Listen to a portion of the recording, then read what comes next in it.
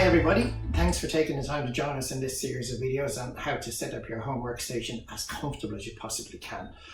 A couple of things to point out in the beginning, and that's the first one being about ergonomics. So ergonomics is about matching or adapting the job to suit the person, not changing the person to suit the job.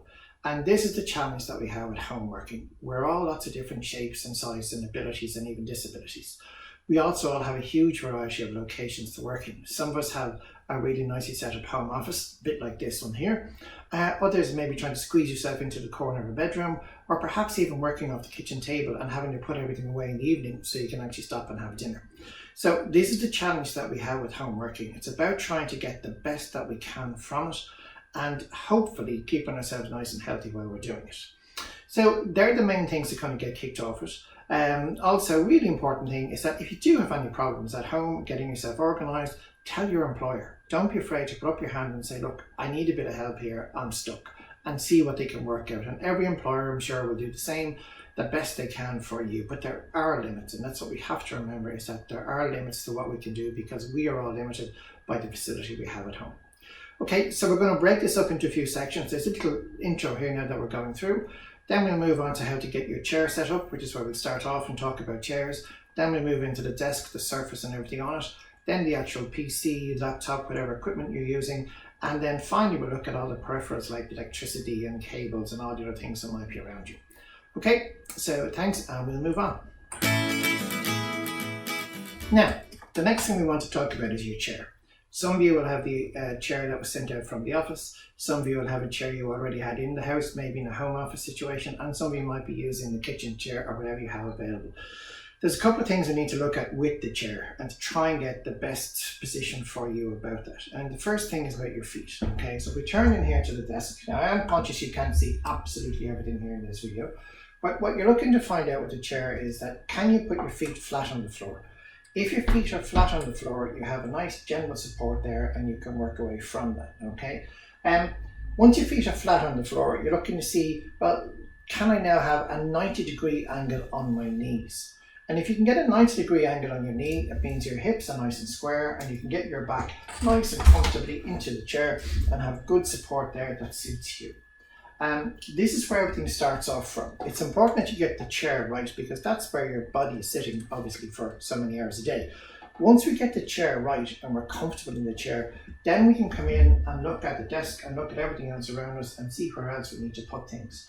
So ideally, as I say, your feet, a chair that gives you good support, that has your feet flat on the floor, that's a nice 90-degree angle on the knee, and allows you to sit right back into it and get full support and sit comfortably and almost like you're held.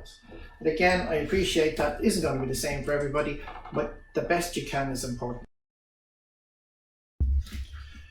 Okay, so we have the chair set up and we're comfortable with our chair. The next thing we want to do is have a look at the screen and make sure the screen is at the right height for us.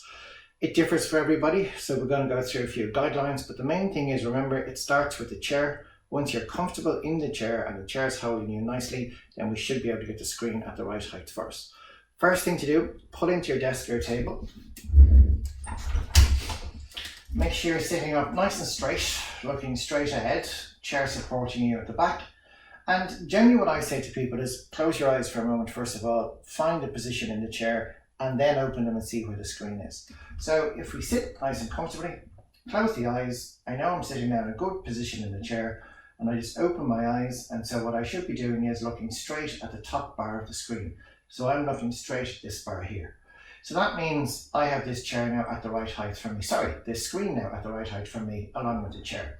So when I go to start working and I relax, now I've placed my eyes comfortably in this top third of the screen, and that's where we tend to place most of the things we're working on, in that top third of the screen. Also, you notice that the screen is roughly arm distance away from me. Now, this one is different with everybody. We're all different shapes and sizes, but in general, we're looking to have the screen roughly arm distance away. This means then that everything else is roughly arm distance away. My keyboard is down here, my other bits and pieces and so on. If I have a phone, if I have a tablet, if I have any other kind of bits and pieces around me, what it means is every time I look away, I don't have to refocus. When everything is roughly arm distance away, my eyes are comfortable, they're not refocusing. The other thing to be aware of with your eyes is that brightness and contrast. So the screen, make sure it's of a brightness and contrast where your eyes feel comfortable, and avoid as much as possible sitting facing a bright wall or straight out a window. So you can see here behind me, I have a nice white wall, but I'm deliberately not sitting facing the wall because the contrast of the bright wall and the screen would be tiring for my eyes. Same thing as well if it's a nice window. You could be, working from your bedroom or from your kitchen or from wherever you're working from home, and there might be a nice view out the window. If you sit looking straight out the window right behind the screen, when it's a nice lovely blue sky day outside, the contrast of that brightness between the screen and the outside can get your eyes very, very tired. So ideally you want to sit side on, so you're not looking straight out the window. I have mine set up so there's just space there behind me. The other thing about lighting is then as well, if you do need to use a light, so if you have to use artificial light, try and make sure that the light doesn't shine directly on the screen, so we're not getting any glare and reflection off the screen. I'm very lucky here in the converted room I have, there's a skylight and it gives a nice wash of light, so that's good. If you do have to use a light, just try and make sure it doesn't shine directly onto the screen. So to finish up on this one, the other point just to make about this is that when we find that balanced position where we're sitting facing the screen, what it's about is this muscle here, this big trapezius muscle here is nice and comfortable. That muscle is the one that lets your head lower and lift, looks from side to side. If I want to look now at the camera, it will pull and I can look right around the camera. And if that muscle is tense, then that can lead to all sorts of fatigue and possibly even headache. So if my screen were too high for me, then this muscle has to pull and my head looks up slightly and it gets tired. Or if the screen was too low, it has to allow me to look down and it gets tired just holding my head there. So we want to avoid that, and that's why we're saying going for the screen roughly at the same distance of your eyes and roughly arm distance away. That's pretty much everything for the screen. We'll move on now in a moment and have a look at laptops.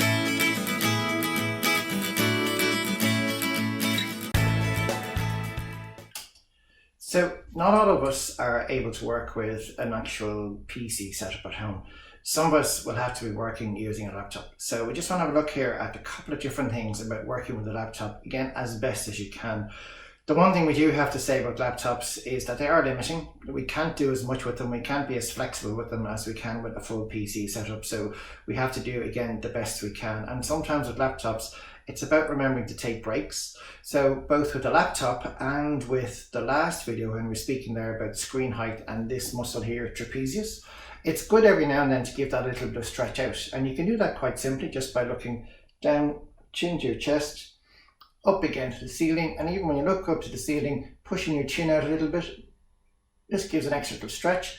Looking to the left, looking to the right, and then rolling down gently. And you'll feel that just stretching out the muscles. So it's a good thing to do to help us stretch and move during the day. So the laptop itself, I've switched over here now to my laptop.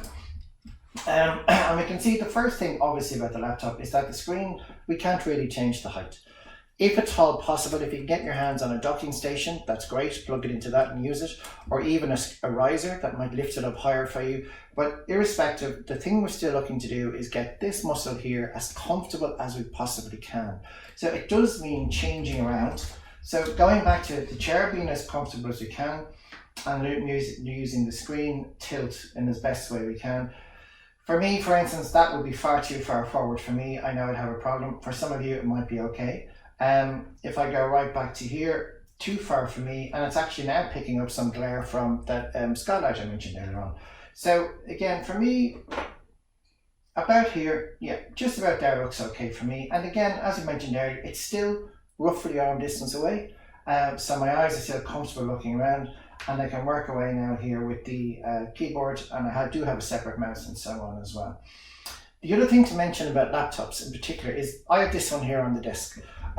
You may have various different setups, and the great thing obviously about a laptop is that if you are having to use the kitchen table to work on, you can just pack it up easy at the end of the day. The one thing to be careful of with laptops is that they do generate some heat while they're working, and that's perfectly natural. They're designed to do that. They will have, depending on the manufacturer, they will have some kind of a cooling system, a vent or a fan or something built into it. So it is important that you put them on a flat, stable surface. really try and avoid doing things like putting them on a cushion on your lap or a folded up duvet or something like that, where you're trying to get the height up and maybe make them feel more comfortable. But if you put them on any kind of soft furnishing like that at all, it blocks up the air vents and they can just overheat, and when they overheat they won't work right. They'll start crashing and doing all sorts of things. That's really the main thing about the laptops. So we move on from there, and what we want to have a look at next then is electricity and peripherals and all those other little bits and pieces before we wrap up. So, final video in this section is just about our electricity and peripherals and general housekeeping and so on. First thing we need to have a look at is, as they say in the best videos, here's one I prepared earlier. Power source. Most of us working at home will have either a double socket in the wall or a single socket in the wall, and for most of us that's all we have. Some of you may have a more comprehensive supply than that, and fair play if you have. If you're having to use extension leads, here's the one I prepared earlier. Ideally this is the type, not this exact one obviously, but this is the type we want. 4 sockets plugged into the wall, but here you can see a fuse. So it's on its own separate fuse. So if this starts to develop a problem, it will cut out itself and not cause any problems anywhere else in your house. So that's the kind to go for. Another thing is, do not plug another extension into these. This is designed for four items running off one socket in your wall. If you plug another adapter into this, you then end up maybe with 5, 6, 7 or possibly more items plugged into just one socket in the wall in your house. That might just cause things to trip out, because there'll be so much power being pulled into your little working space that it could trip out other things in the house. So you want to avoid that. So that's the thing. Try and go for one that has its own fuse in it. Okay. Those of you who are on laptops, this is the charger from my laptop that you'll have seen there in the last video. Laptop chargers, they tend to get warm when they're in use, because particularly when they're charging the laptop and the laptop is working as well. So it's perfectly natural for them to get warm. They're designed for that. They just need to be kept on a smooth, flat surface so there's air around them to cool down. So ideally these will be down on the floor or maybe on the table behind the laptop or wherever, but it's in a place where there's air circulating around it and it can cool naturally as well. Now, that's our electricity. The other thing about electrical cables and anything else is that watch out for obviously simply trip hazards on the floor. Try to run your cables so when you get up and down you're not going to trip over them. If you have any little mats or anything, try and place them so that if you are moving around on your chair, the wheels don't catch it and so on. That's those ones. Having looked at mouse and keyboard, if you need it, if possible, try and have a wrist rest. Wrist rests are very different for different people. Some people use them, some don't. If you're the kind of person who floats to type and floats to use the mouse, you're less likely to need a wrist rest because it'll get in your way. For you, you need to be careful you're not just overworking up here, and remember to roll your shoulders and relax every now and then. The ideal height, if we've already worked on getting our chair and screen and everything together, the keyboard probably just will be at the default position. But if you're looking to get the best position on it, the F and J keys on every keyboard, your F and J have a little bump on them. And for those of you who are touch typists, you'll know that's for when, if you just want to type without looking, or dictation or whatever, once you touch it to them, you know where you are and you can just type away. So ideally, now again, we're all different shapes and sizes and we're not perfect setups at home, but we're looking for roughly that the F and J keys are roughly in line with our forearms. So again, we have a nice, comfortable, flat position there. And if we need to use a wrist rest, then we can do that as well. That's the main thing really. If you do need any exercises, if you start getting any pins and needles or aches and pains around in your hands, start off with just simple little exercises, squeezing a tennis ball maybe, just rolling the hands around. If you find that's consistent and doesn't go away, then maybe you need to check in with your manager just to see is there anything else, like maybe you need an individual ergonomic assessment. That's everything for us now for today. Hopefully you enjoyed those videos. Thanks for your time in looking at them, and sure, you never know, on healthandsafetymanager.ie we might have some more again for you to see soon. Thank you.